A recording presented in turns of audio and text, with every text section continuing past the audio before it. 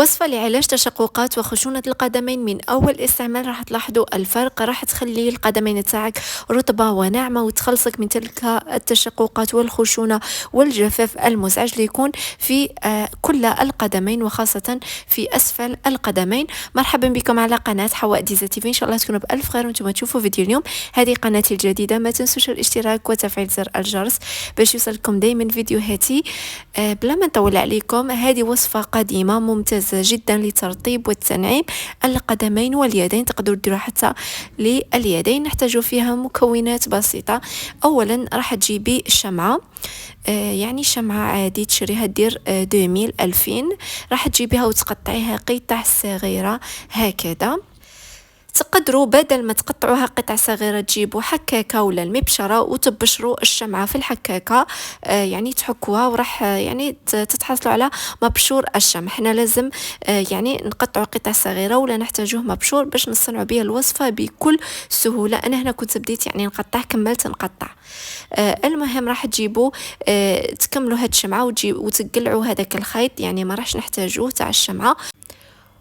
وبعدها راح نجيبوا قدر صغير ولا إناء ولا كسرونة ونحطوا فيها هاد الشمع ونديروه على نار قليلة يذوب، ولا تقدروا تذوبوه في حمام مائي ولا حمام بخاري.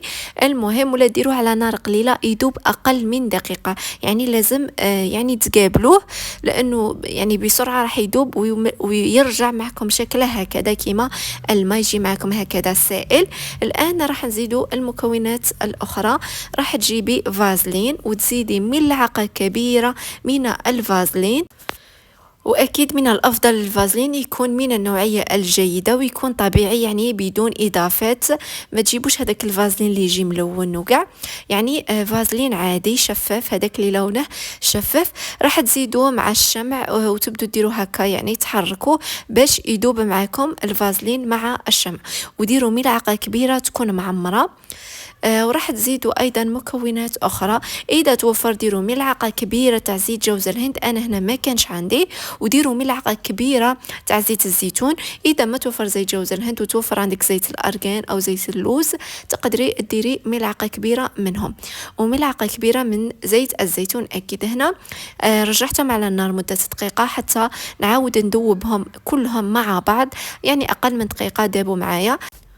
وبعدها راح تجيبوا علبة زجاجية تكون مغسولة ومعقمة وتفرغوا فيها هذاك الخليط وتخلوها يعني لأقل من ساعة راح تجمد معكم بهذا الشكل، راح يولي شكلها مثل الكريم.